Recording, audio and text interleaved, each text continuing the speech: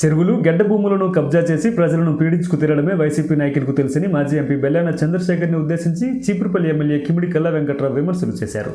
విజయనగరం జిల్లా చీపురుపల్లిలో నూతనంగా మంజూరైన రహదారుల శంకుస్థాపనలో పాల్గొన్న ఆయన జగన్మోహన్ రెడ్డి మరియు మాజీ ఎంపీ బెల్లాన చంద్రశేఖర్పై విరుచుకుపడ్డారు. 50,000 కోట్లు తినడం వల్లనే జగన్ 16 నెలలు జైల్లో ఉన్న విషయాన్ని ఈ సందర్భంగా ఆయన ప్రస్తావించారు.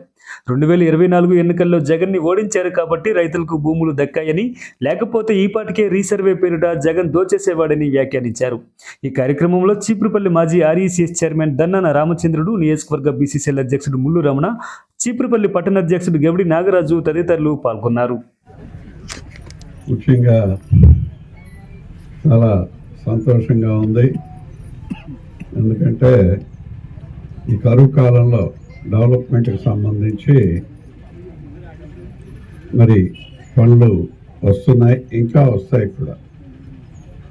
అందుకే చంద్రబాబు నాయుడు గారు చెప్తుంటారు, అభివృద్ధి సంక్షేమం 2 కళ్ళు అని. అభివృద్ధి పనుల్లోకి వస్తాయి ఈ రోడ్లు,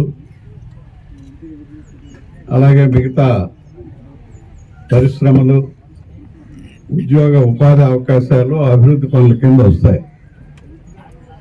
అభివృద్ధి చెందాల. ఎందుకంటే మనకి 1 ఎకరా ఉంటే 5 పిల్లలకి 5 పావులు ఇస్తే మళ్ళీ 4 పిల్లలు కూడా వాళ్ళ సీట్లకు వెళ్ళిపోతుంది.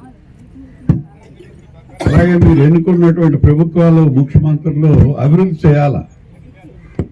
ఒక కుటుంబంలో ఎంతో కష్టపడి మనోళ్ళు గట్టి ఉన్నారా, ఇంకా వాళ్ళకి ఏదైనా చదువులు గట్టి చెప్పించాలో, ఆడపిల్లలు పెరుగు చేయాలా అని కుటుంబం అభివృద్ధి చెందడానికి ఎలా చూస్తామో మీరు ఓట్లు ఇచ్చిన తర్వాత చంద్రబాబు నాయుడు గారు ఆ విధంగా రాష్ట్రం మొత్తం మీద అభివృద్ధి చెందాలనేది చూస్తారు. కాబట్టి ఇప్పుడు మన ఎండిఓ గారు చెప్పినటువంటి ఫ్యాక్టరీలు అన్నీ వస్తున్నాయని చెప్పి మీకు అందరికీ నేను మనం చేస్తాను.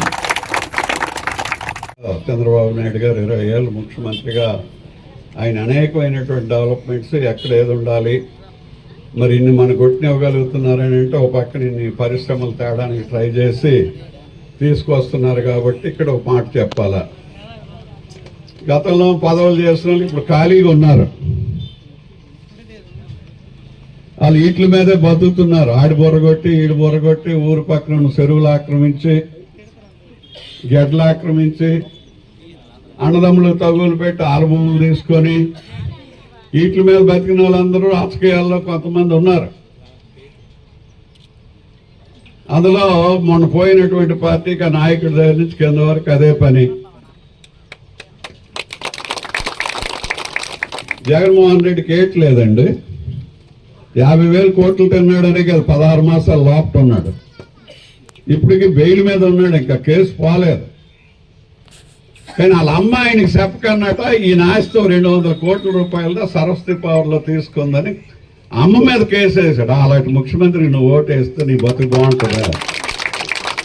ఆ మాజీ ముఖ్యమంత్రి వైపు మళ్ళీ చూసామనుకోండి, వాళ్ళ అమ్మకే దిక్కులేదు.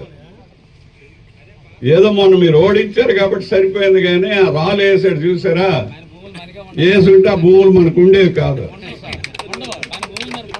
ముఖ్యమంత్రి పదవిలో ఉన్నాడు, 50,000 కోట్లు తినేసాడని పోలీసులు కేసు పెట్టి జైల్లో 16 మాసాలు ఉండి బయటకు వచ్చినాడు. ఆయనకి చెప్పకన్నట వాళ్ళ అమ్మ వాళ్ళ ఇండస్ట్రీలోనే ఆ 200 కోట్లు షేర్లు తీసిందట వాళ్ళ అమ్మ. అలాంటి కొడుకు. మరి అతని కింద నాయకులు ఏ విధంగా ఉన్నారో మీరు ఆలోచించండి.